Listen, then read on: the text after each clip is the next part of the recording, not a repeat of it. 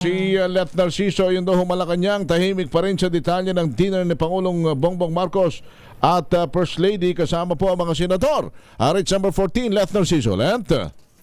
Henry Sister L. nag-dinner sa Bahay Pangulo dito sa Malacanang ang mga senador kasama sina Pangulong Ferdinand Marcos Jr. at First Lady Liza Araneta Marcos.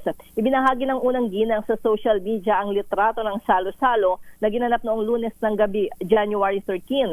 Halos lahat ng senador sa pangunguna ni Senate President Chis Escudero ay dumalo sa okasyon maliban kina Senators Amy Marcos, Bongo Bato de la Rosa, Grace Poe at Risa Hontiveros. Kasama ng mga senador sa dinner ang kanilang mga asawa, kabilang na si dating Senate President Manny Villar. Wala pa namang ibinibigay na detalye ang Malacanang tungkol dito, partikular kung anong napag-usapan at kung para saan ang naturang pagtitipon. Ito si Let Narciso para sa DZRH, una sa Pilipinas, una sa Pilipino. Maraming salamat, RH14, Ms. Let Narciso mula dyan sa Malacanang.